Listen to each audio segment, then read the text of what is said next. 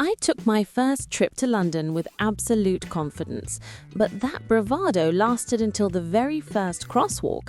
I looked left out of habit when stepping off the curb and nearly got clipped by a car coming from the opposite direction because, of course, vehicles drive on the left side here. In that split second, a local friend yanked me back by my jacket. My heart was pounding, but he was unnervingly calm, almost as if saving clueless tourists was just another Tuesday for him. He gave a reassuring pat on my shoulder and pointed to the bold "Look right" painted on the pavement that I had totally missed. I realized then and there that British people are built different. Even their streets demand a whole new awareness. I was grateful and a little humbled that day. If my friend hadn't reacted so quickly, I might not have lived to tell this story. Riding the train from London to Manchester, I learned the fine art of keeping quiet. I was travelling with two American buddies, and we were chatting and laughing in our group of seats.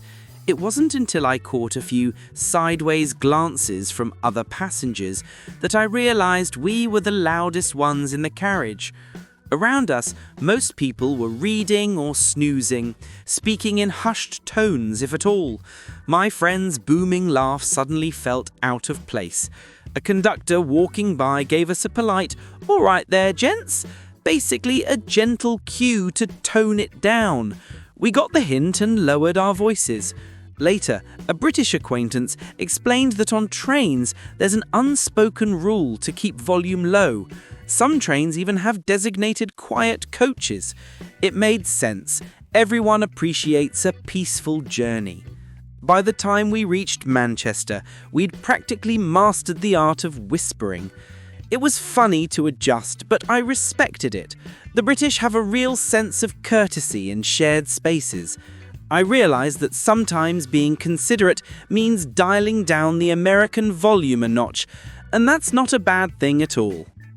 At a family gathering with my British in-laws, I overheard my wife's uncle casually mention he'd lost a stone on his new diet.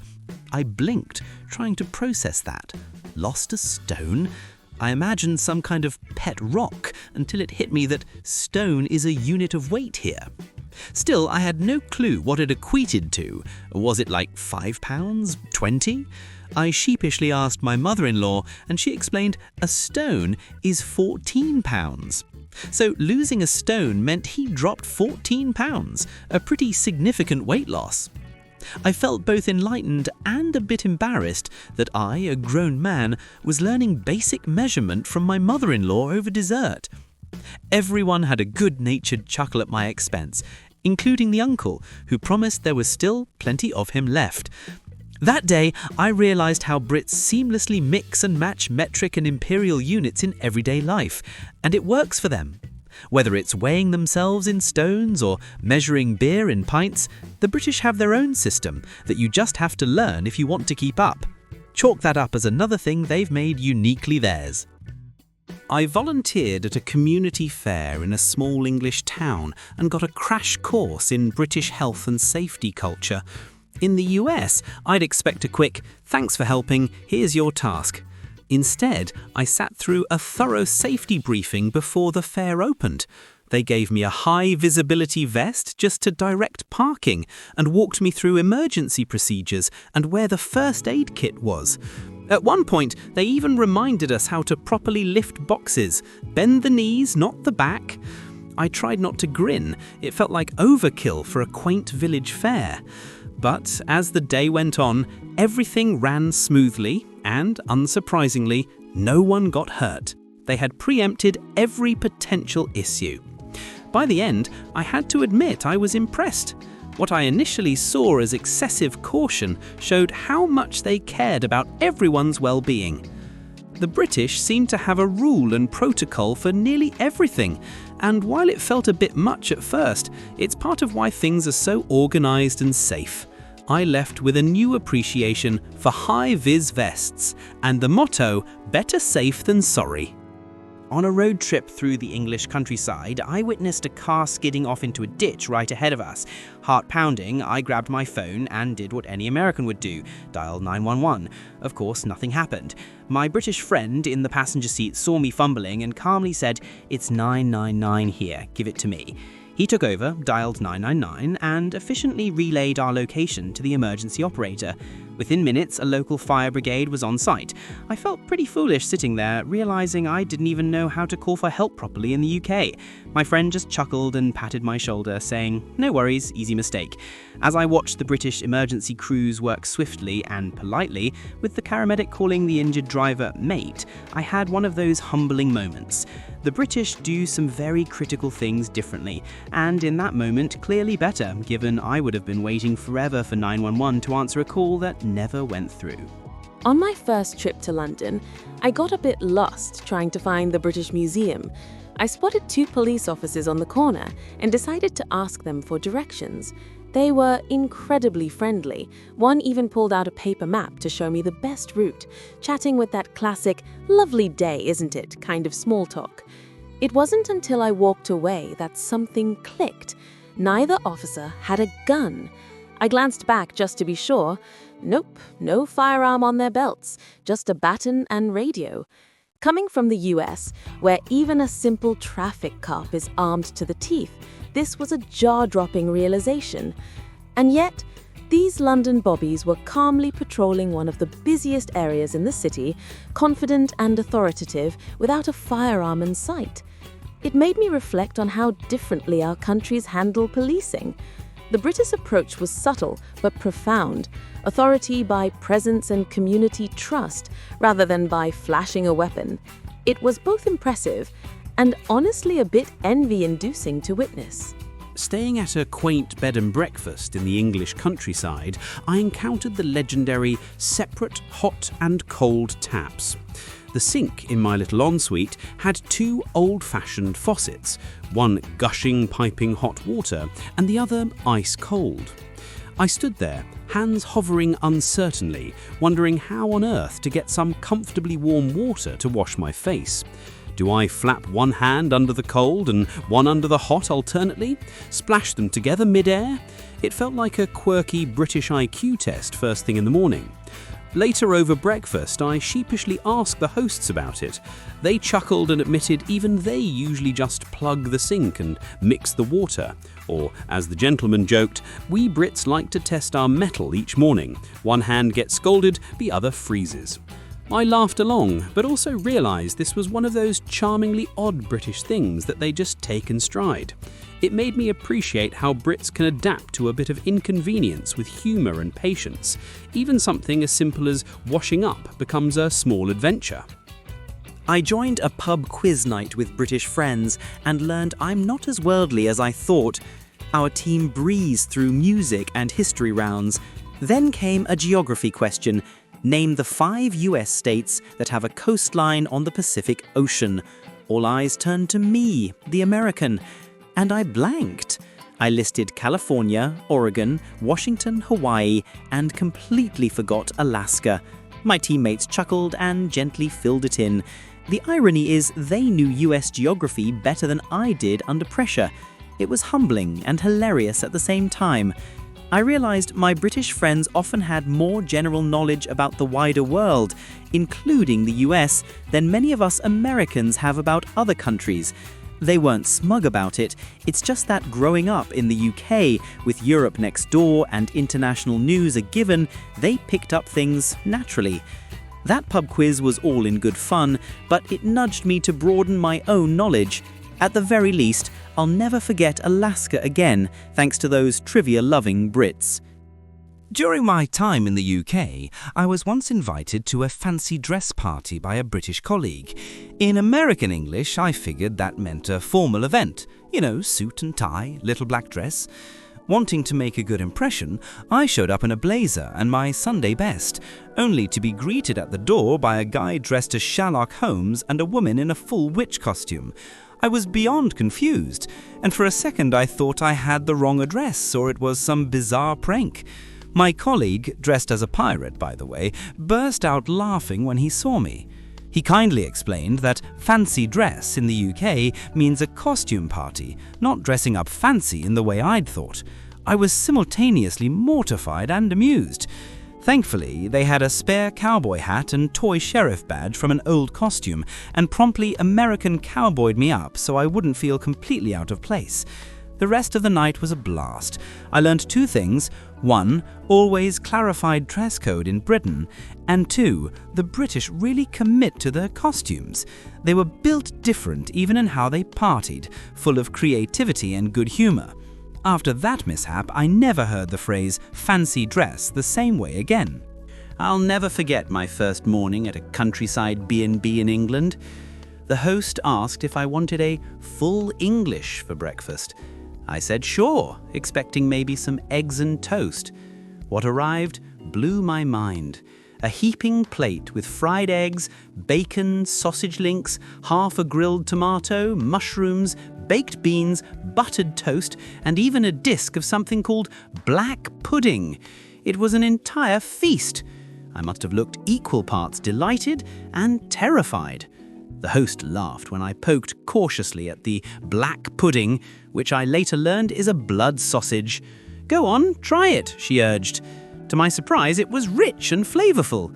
In fact, the whole spread was delicious, hearty and not as greasy as I had assumed. I washed it down with a strong cup of tea and realized I wasn't going to need lunch. As I pushed my clean plate away, utterly stuffed, I had to admit the Brits know how to do breakfast right.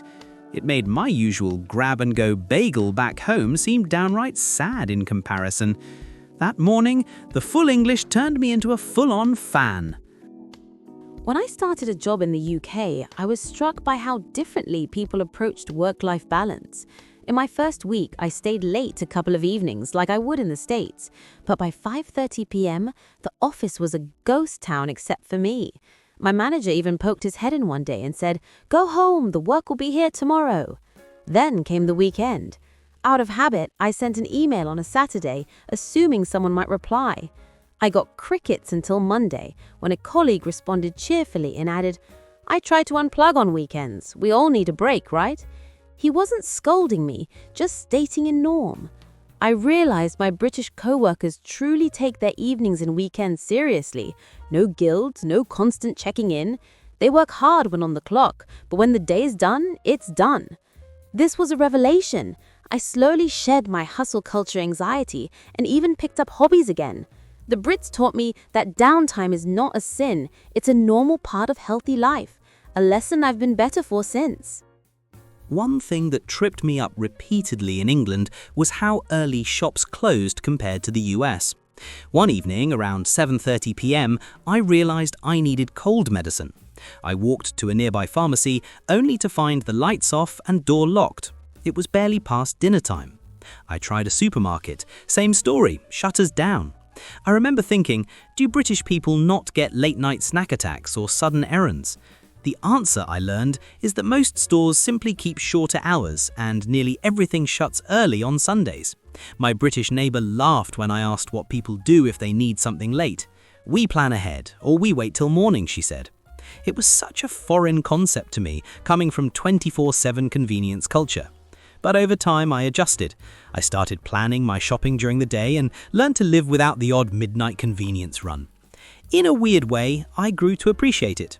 Evenings felt calmer when commerce took a back seat. It was like the whole country collectively decided that come nightfall, everyone deserves a break, even the shopkeepers.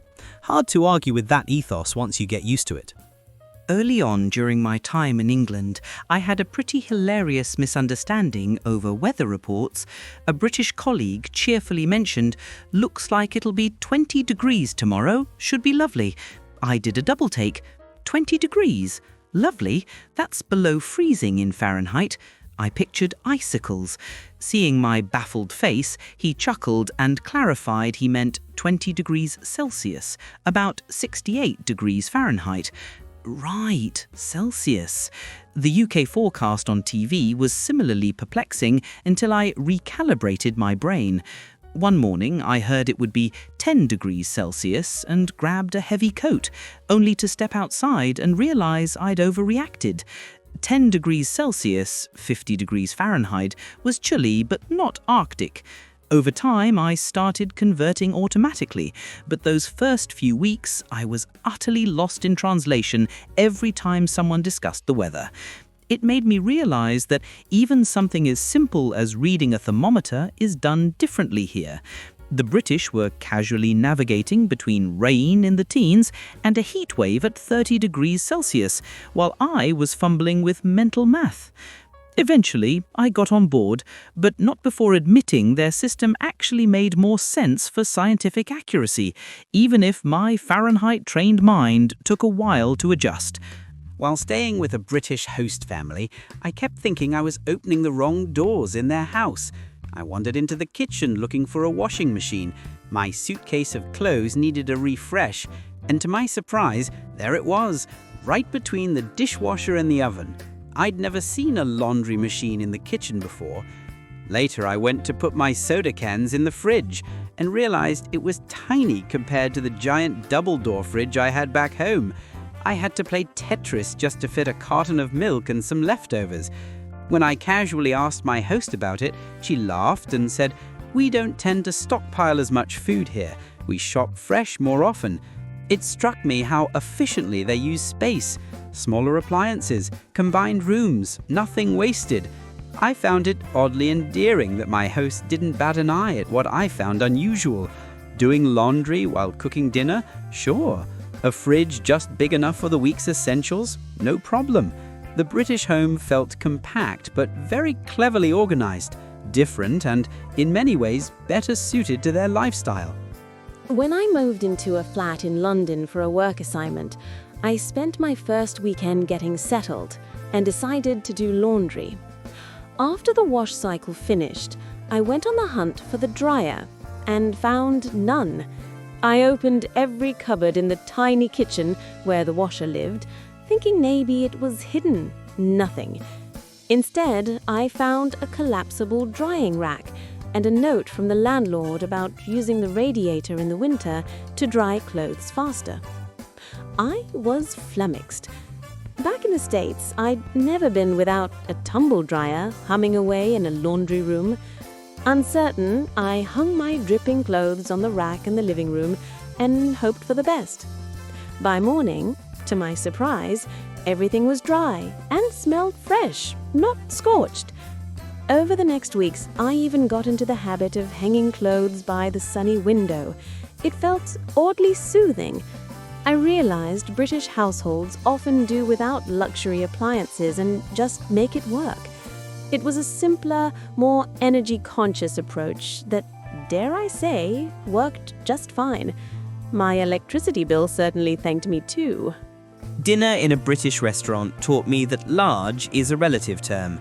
I remember ordering a large soda and an entree at a pub in Edinburgh. When the food arrived, I did a double take. The soda was maybe the size of a small back home, no free refills in sight, and my steak pie with mashed potatoes, while nicely presented, wasn't overflowing off the plate. My American brain initially panicked. Where was the mountain of food I expected? But I cleaned my plate and realized I felt comfortably full, not comatose. Meanwhile, at the next table, a family was tucking into their dinners without the fanfare of mega portions or endless drink top-ups, and they seemed perfectly happy. It hit me that I'd been conditioned to equate quantity with value.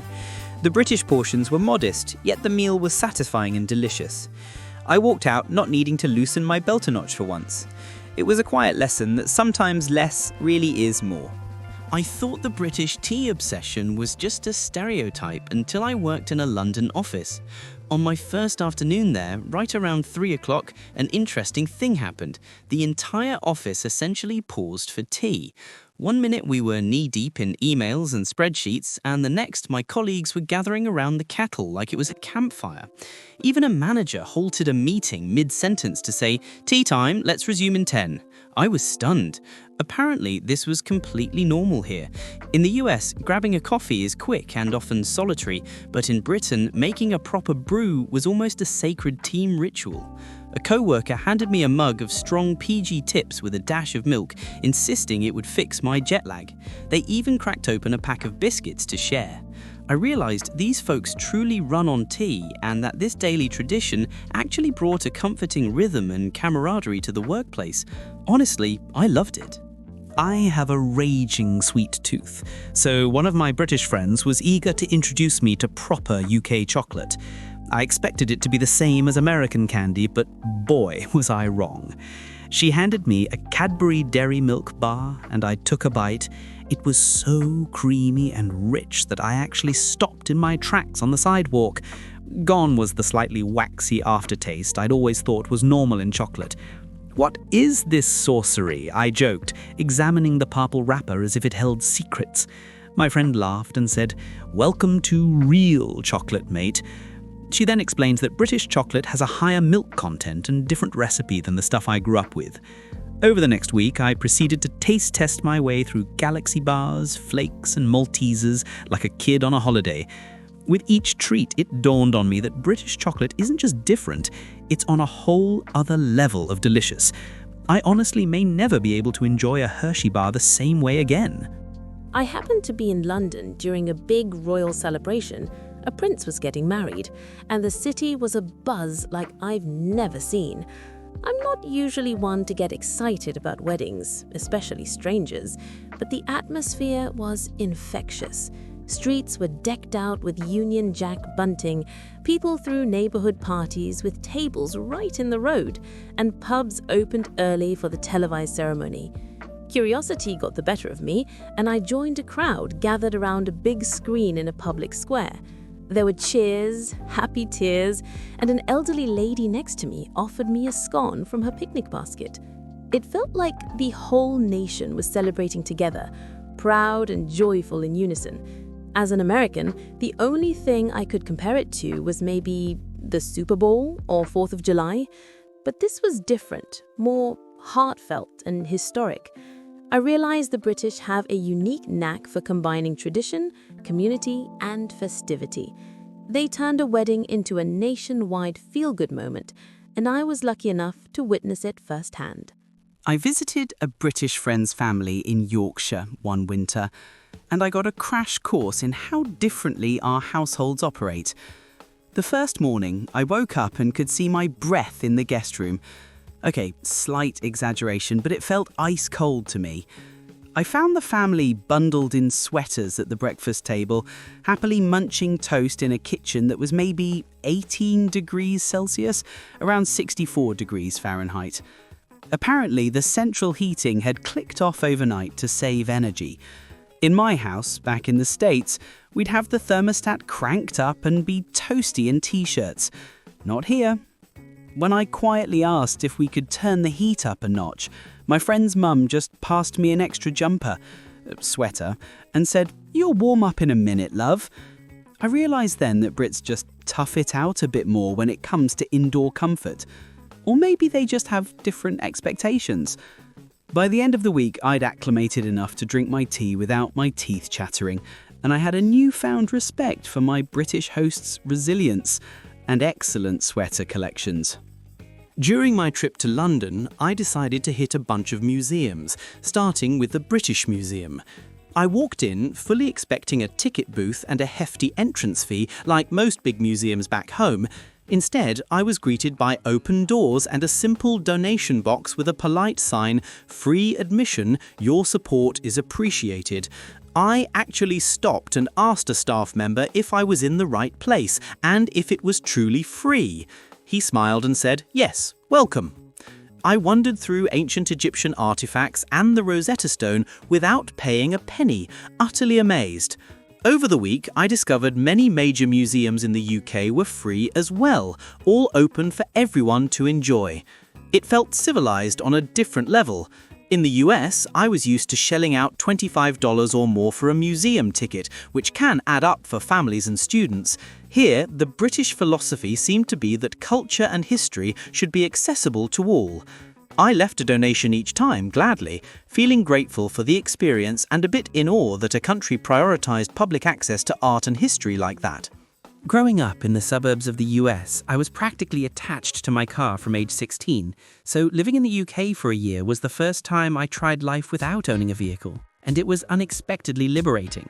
I was in Birmingham, not even London, yet I could hop on a train to pretty much any city or catch a bus to my office across town that arrived reliably every 10 minutes. On weekends, I bought cheap tickets to explore other cities by train. One day it struck me on a station platform. I hadn't filled a gas tank or sat in traffic for months, and I didn't miss it at all. Public transit actually worked here. People of all ages and backgrounds used it daily, something that's rare where I'm from. The convenience was incredible. I realized that British were operating on a different level when it came to transportation. I returned to the States wondering why we ever let our rail systems dwindle. Britain had shown me a lifestyle where getting around was easy, affordable, and even enjoyable. One morning in a quiet London suburb, I was walking to the train station and noticed a little girl, maybe 10 years old, in a school uniform walking ahead of me. At first, I assumed a parent must be just out of sight, but no, she was alone and confidently trotting off, backpack and all. She reached the crosswalk, pressed the button, waited for the green man, then crossed on her own. I was simultaneously impressed and horrified, my American instincts screaming, "Where are our parents?" Later, I mentioned it to a British co-worker who shrugged and said, "I walked to school at that age too.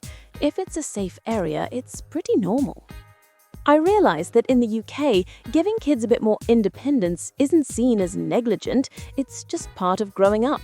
Children here seemed street smart in ways I never was until much later.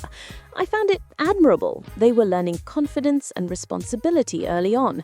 It made me reflect on how helicopter parented my generation was back home. Seeing that little girl navigate her morning on her own, I thought maybe the British are onto something raising self-reliant kids like that. As an architecture intern in London, I was amazed by how fiercely the British protect their old buildings.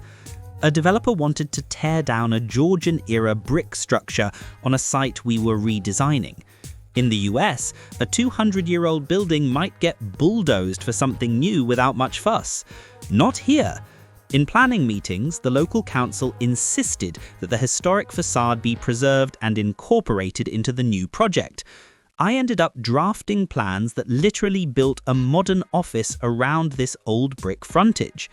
At first, I thought it was a nuisance, but seeing the finished product changed my mind. A sleek glass building rose behind, while the street level still had the charming Georgian facade. It was like the city's history and future in one view, absolutely stunning. I realized Britain's respectful history isn't just for famous landmarks, it extends to everyday architecture. They're built different in how much they cherish their heritage. Because of that, British cities have this layered character I came to deeply admire. It made me wish we were a bit more sentimental about old buildings back home too. I learned about British queue etiquette the hard way. I walked into a tiny bakery in London where a few people were scattered around inside. Not seeing a clearly defined line, I strolled straight up to the counter to place my order. Big mistake. Apparently, I just committed the ultimate British faux pas. I immediately sensed a dozen eyes boring into me from behind. One older gentleman cleared his throat and politely said, "Excuse me, there's a queue." I flushed red, mumbling apologies as I sheepishly retreated to the back of the line. No one was rude or loud. They didn't have to be. Their withering looks of silent disapproval were more than enough to teach me a lesson. In that moment, I realized the British have queuing down to an art form, and I, the pushy American, had some catching up to do on basic manners. I certainly never barged ahead in the UK again. Midway through my semester in London, I came down with a nasty fever and stomach pain.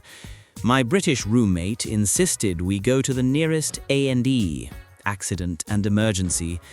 I was reluctant, worrying about how much an ER visit would cost without US-style insurance. But I felt too awful to argue. After a few hours on a waiting bed and some blood tests, a doctor told me I had a viral infection, gave me meds, and advised rest. I was feeling better until I remembered the impending bill. Sheepishly, I asked the nurse how I should pay, and if they took American credit cards.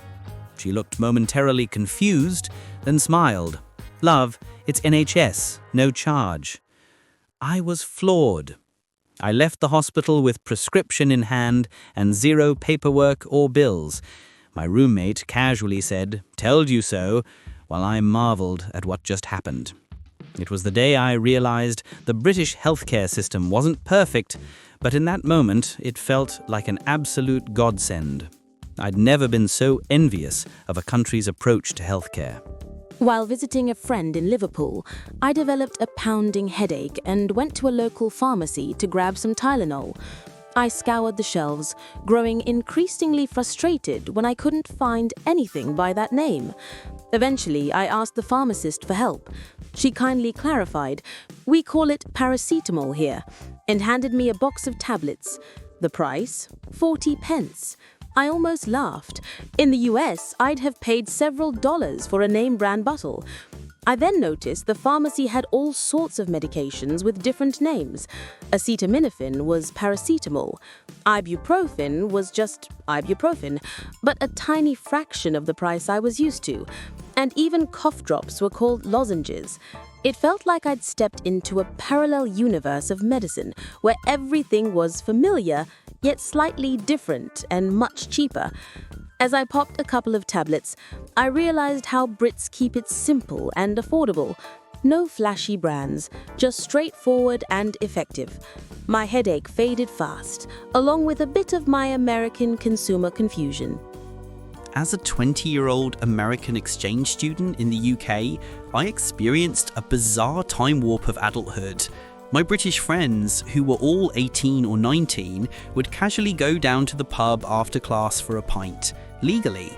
The first time they invited me along, I nervously reminded them I wasn't 21 yet. They just laughed. To Brits, turning 18 is the big milestone, so I was actually the oldest one there, and somehow the only one who had never ordered a beer. I felt like a kid brother tagging along with grown-ups. When I finally approached the bar and ordered a lager without the sky falling, it was surreal. No furtive glances for bouncers, no fake ID needed, just a normal part of life. My friends clinked glasses with me like it was my belated induction into adulthood. In that moment, I realised the British are just built differently about drinking. They seem to handle it more matter-of-factly, while I'd been conditioned to treat a beer like forbidden fruit. My first night out with British co-workers taught me the sacred art of the pub round. There were 5 of us, and one colleague promptly bought beers for everyone. I thanked him and pulled out my wallet to pay for my pint, but he waved it off. "We take turns here, mate," he said. I was pleasantly surprised by the generosity and figured I'd just pay for myself next time. But then another Brit bought the second round for all, and a third colleague got the next. I sipped away, feeling oddly lucky that these guys kept covering my drinks. Only later did it dawn on me they all expected I'd cover the next round when it was my turn. I nearly missed my cue because in the US it's every person for themselves. I quickly stepped up and paid for a full round, earning smiles and cheers all around. That's when it hit me. British pub culture runs on an unspoken honour system of sharing, and I had almost failed the test before even knowing the rules. During my first weekend in Britain, I learned that pub nights have a built-in bedtime. I was out with some new British friends at a cosy pub in Leeds, and we were having a great time. Just as I was settling in for what I assumed would be a long night, the lights flickered and the bartender shouted, "Last orders!" I checked my watch. It wasn't even 11 p.m. I was stunned that a Saturday night was about to end before it really began. My friends downed their pints without complaint, like this was completely routine. Sure enough, by 11:15 the chairs were up on tables and we were politely herded out onto the street. I expected moaning or suggestions to find another bar, but instead one friend cheerily announced, "Chippy time," and they all started toward a late-night chip shop for post-pub snacks. No drama, no bar hopping, just a tidy end to the evening. It was oddly refreshing. I realized Brits have a different rhythm to their nights out, one that ends earlier, but maybe leaves you feeling a bit more human the next morning. On my second day in London, the tube taught me a swift lesson in unwritten rules. I was standing on an escalator at a busy underground station, enjoying the ride, when I felt a rush of wind and an annoyed presence right behind me. A hurrying commuter brushed past, muttering, "Stand on the right." I realized I had been blissfully blocking the left side, which Londoners treat as the fast lane for walking. Embarrassed, I shuffled over and clung to the right handrail, watching locals sprint by on the left with near Olympic determination. No sign told me to do this. Everyone just knew. Later, a friend explained that stand right, walk left is gospel in the tube. In that moment on the escalator, I grasped how the British can organize themselves in busy public spaces with an almost effortless order. Even escalator etiquette here was on a different level, and I made sure to fall in line quickly, literally. One of the most charming and baffling British habits I noticed was the reflexive sorry. I lost count of how often a Brit said sorry for things that weren't remotely their fault. I'd bump into someone's shoulder on the crowded tube and they'd say, "Oh, sorry," to me. I once dragged my suitcase over a stranger's foot by accident, and he apologized to me as if he were the one to blame. At first, I would rush to clarify, No, it's my fault, I'm sorry," feeling guilty that people apologized when I was the clumsy one. Eventually, I just smiled and gave a polite sorry back, which sometimes led to a comical back and forth of apologies. It sounds absurd, but it was actually endearing. I realized sorry in Britain isn't always a literal apology. Often it means excuse me or carry on. It's like lubrication for social interaction, making everyday bumps gentler. Coming from the States, where we save sorry for bigger blunders, this constant courtesy was refreshing. That tiny word, repeated countless times a day, highlighted a big difference in how we express politeness. I genuinely grew to appreciate it. Working in a London pub's kitchen, I experienced the famous British banter up close. In my first week, the head chef, a gruff older Londoner, called me a bloody muppet when I messed up an order. I froze, unsure if I was about to be fired or deeply insulted. Sensing my wide-eyed panic, a fellow cook leaned in and whispered, "If he really hated you, he wouldn't be joking. Muppet is basically affectionate here." In the US, a boss calling you an idiot, even jokingly, would be HR fuel. But in that kitchen, it was how they bonded, a roast to show you're part of the team. Over time, I grew used to the rhythm of insult-laced humor. I even dished some back, earning an approving laugh from the chef. What initially felt harsh turned into one of my favorite things about working with Brits. They could take it as well as they gave it, and it was rarely mean-spirited. I realized the British have a special way of turning insults into camaraderie. Once I stopped taking it literally, I felt like I truly belonged on the team. Old habits die hard. After a nice dinner at a bistro in Bath, I asked for the bill. It came to about £45. Without thinking, I added roughly a 20% tip, as I would back home, and left the cash on the table. As my friend and I were putting on our coats, the waiter hurried over, cash in hand. "Was something wrong with the service?" he asked gently. I was confused until my British friend explained, "Oh no, he's American, that's a tip." The waiter broke into a relieved smile and thanked us. He honestly thought I'd made a mistake by overpaying. Outside, my friend chuckled and told me that in the UK, tipping is far more modest, just a small extra, since servers are paid a livable wage. I felt a bit sheepish for not knowing, but also intrigued. It made me realize how different our tipping cultures are, and I kind of prefer the British way, where good service is just expected, not something you have to bribe out with big tips. One morning, I stayed at my British cousin's house. I was startled by a sudden clang and flap at the front door. I hurried over, thinking someone was trying to break in. Instead, I found a pile of letters and a free newspaper scattered on the doormat, the little letterbox and the door slowly swinging shut. Ah, the mail slot. I'd seen them in movies, but never experienced one in real life. Back home, mail goes in a box at the end of the driveway. It was oddly charming to have the post literally delivered into the house. My cousin's cat certainly loved it. She was already batting an envelope around as if the mailman existed solely for her amusement. Over tea, my aunt joked that the downside was you couldn't ignore bills. They literally chase you into your home. I realized the British postal system has its own quaint habits woven into daily life. It was a small reminder that I was indeed a long way from California, and I absolutely loved it. One of the most charming and baffling British habits I noticed was the reflexive sorry. I lost count of how often a Brit said sorry for things that weren't remotely their fault. I'd bump into someone's shoulder on the crowded tube and they'd say, "Oh, sorry," to me. I once dragged my suitcase over a stranger's foot by accident, and he apologized to me as if he were the one to blame.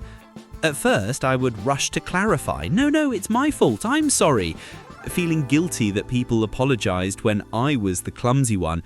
Eventually, I just smiled and gave a polite sorry back, which sometimes led to a comical back and forth of apologies. It sounds absurd, but it was actually endearing. I realised sorry in Britain isn't always a literal apology. Often it means excuse me or carry on. It's like lubrication for social interaction, making everyday bumps gentler. Coming from the States, where we save sorry for bigger blunders, this constant courtesy was refreshing. That tiny word, repeated countless times a day, highlighted a big difference in how we express politeness. I genuinely grew to appreciate it. I thought I was fluent in English until I moved to the UK and realised Brits have an entire dictionary of slang I'd never heard. One evening, my roommate came in and announced, "I'm knackered, I might just kip after tea." I stared blankly. He laughed at my face and translated, he was exhausted and planned to take a nap after dinner. On another occasion, a friend said, "Throw this in the boot and grab me some petrol on the way, cheers." This sounded like gibberish to my American ears. Boot meant the car trunk and petrol was gas. Cheers wasn't clinking glasses, it meant thanks. Every day brought a new mystery word. Loo for bathroom, gutted for devastated, and dodgy for sketchy. Initially, I felt like a tourist in my own language, constantly asking for clarification. But Brits seemed chuffed and pleased to explain their quirky terms, often with cheeky humour. Over time, I started adopting some of them myself. The first time I told someone I was skint instead of broke, I got a high five from my roommate. It was official. I was learning to speak British, and I kind of loved it. I've been driving since I was 16, but nothing humbled me more than attempting to drive in the UK. The rental company gave me a manual, stick shift, by default. Apparently, most Brits learn on manuals. I hadn't touched a stick since one ill-fated lesson in college. Picture me kangaroo hopping through a car park, stalling twice before even reaching the road. My British friend in the passenger seat was patient, but clearly holding back laughter. Eventually, he offered to take over. He smoothly handled the car, shifting gears effortlessly while navigating the narrow roads that had me white-knuckled. As we went, he mentioned that the UK driving test is notoriously tough. Parallel parking on hills, knowing every obscure road sign, and many people don't pass first try. Suddenly, I didn't feel so bad yielding the wheel. Watching him downshift and signal through a busy roundabout, I realised British drivers are a different breed. They're often better trained and battle-tested by these roads. I've never felt more like a rookie behind the wheel, and I walked away with a ton of respect for anyone who learned to drive in the UK. As an outgoing American, I initially found British reserve both puzzling and charming. One evening on a bus in London, I tried to chat with the man next to me, just a friendly, "How's your night going?" He gave me a polite half smile and a one-word answer, then went back to his phone. Not rude, but definitely not inviting conversation. Later, I told a British friend I worried I'd been too forward.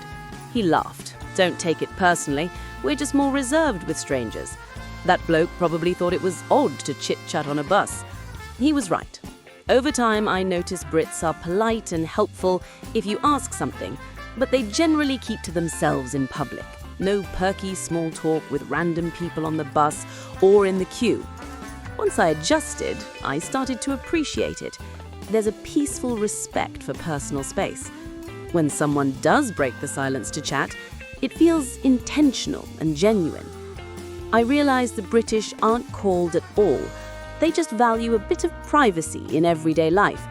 It taught me a quieter form of friendliness, one I've grown to respect. I always heard jokes about British food being bland, so when I moved to the UK, I wasn't expecting much from the cuisine. Then one Friday night, my British co-workers invited me out for curry. I was puzzled. Curry, as in Indian food? Yes, indeed. We went to a local Indian restaurant that was packed and fragrant with spices. My friend suggested I try chicken tikka masala. He said it's basically a national dish now, with garlic naan. The meal blew my taste buds away, rich, aromatic, with just the right heat. I mopped up every drop of sauce with naan. Looking around, the place was full of Brits doing the same. Clearly, this was a beloved weekly ritual. I realised I had underestimated British food because I was looking in the wrong place. It's not just fish and chips. International flavours are woven into the culture. The British love for Indian curry has practically made it their own. And honestly, that tikka masala beat any I tried back in the States. From that night on, I knew British food culture was far more diverse and delicious than the stereotypes led me to believe. Waiting for a bus in Oxford, I noticed a curious thing.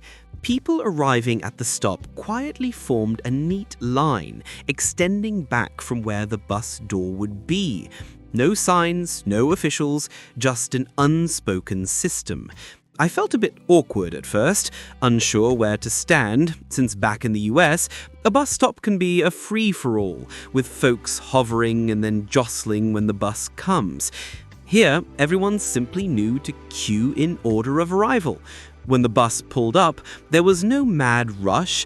Each person boarded politely, one after the other. As we waited, I murmured to the elderly man ahead of me that Brits seemed to queue for everything. He smiled and said, "It's only fair, isn't it?" I had to grin back. That simple scene at the bus stop spoke volumes. Even in everyday moments, the British instinct for fairness and order shines through. Nobody pushed, nobody was left behind. I found myself gladly falling in line, literally, and appreciating the civility of it all. During my exchange semester in the UK, I felt oddly out of the loop with new friends until I realised one simple thing. Brits don't really text, they WhatsApp. Back home, I was used to exchanging numbers and just texting. But after giving my number to some classmates, I waited in vain for any messages about plans. Finally, one of the guys asked, "Are you on WhatsApp?"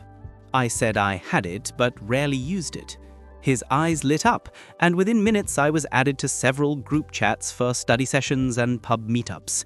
My phone started buzzing with friendly messages and memes. It was like a whole social world had just been unlocked.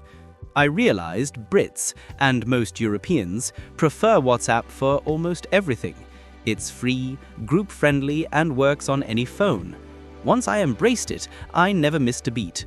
We shared voice notes, photos, coordinated nights out, all on WhatsApp. By the time I returned to the US, I found myself asking friends, "Do you have WhatsApp?" The British way had quietly converted me into a fan of their favorite messaging app. Traveling by train to Cornwall, I encountered perhaps the most charming delay ever. The train halted because a herd of cows had wandered onto the tracks. You can't make this up. In the US, you might get a terse, robotic apology, if any. But the British conductor came on the intercom with impeccable politeness and a dash of humour. "Ladies and gentlemen, Terribly sorry for the delay. It appears some local cows have decided to hold a meeting on the line at Ed. We're negotiating with them as we speak, so bear with us. Passengers around me chuckled. A few minutes later, he updated us. Good news, the cows have moved along. Thanks for your patience. People were actually smiling during a train delay. I was struck by how a bit of wit diffused our frustration. The courteous tone and silly imagery turned an inconvenience into a shared, light-hearted moment. I realized little touches of humor and politeness are something the British do exceptionally well. They transformed the delay that would have had everyone grumbling into a story I was excited to tell my friends. My first morning in a UK hotel, I discovered a quirk of British bathrooms. There were no electrical outlets for my hairdryer or electric razor. I spun around the small bathroom, double-checking. Nothing except a special shaver socket that didn't fit my plug. Perplexed, I later asked the receptionist about it. She explained that UK building regulations don't allow standard outlets in bathrooms due to safety, the risk of mixing electricity and water. "You'll have to dry your hair in the bedroom, I'm afraid," she said apologetically. It was such a foreign concept to me. In the US, I'd always had a plug by the bathroom mirror, so there I was awkwardly blow-drying my hair in front of the desk mirror in the main room, making do. I realised that British were extremely cautious about electrical safety. After the initial inconvenience, I saw the logic. Electricity and the steamy bathroom aren't exactly a great combo. It impressed me that even little things like outlet placement were thought through with safety in mind. I learned to adapt and to shave at the window for better light. It was yet another moment I found myself saying, the Brits really do things differently and maybe smarter than what I'm used to. I remember the first morning I stayed at my British cousin's house. I was startled by a sudden clang and flap at the front door. I hurried over, thinking someone was trying to break in.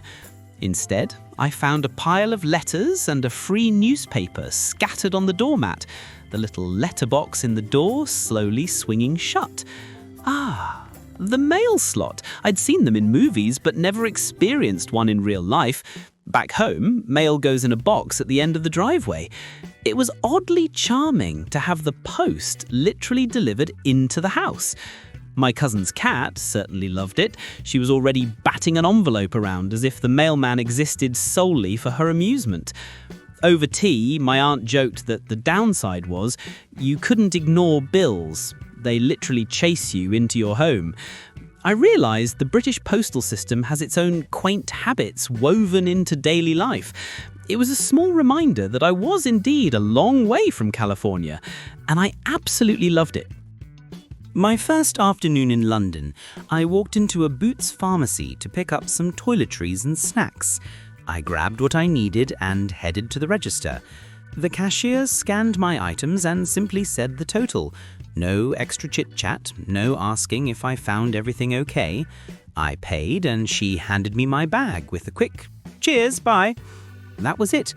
I remember leaving the store feeling like something was off, then realizing, she wasn't being overly friendly.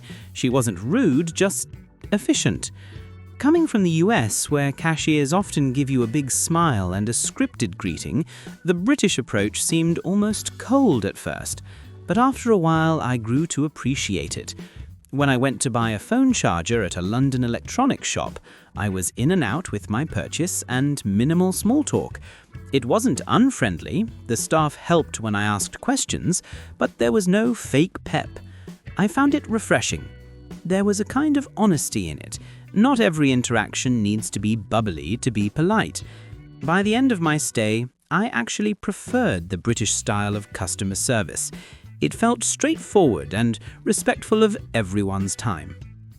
While grabbing lunch at a countryside pub, I did a double take, seeing a big golden retriever calmly lying under a nearby table.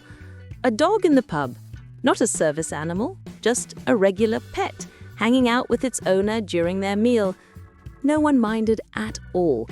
The waitress even brought the pup a little bowl of water and gave it a pat on the head.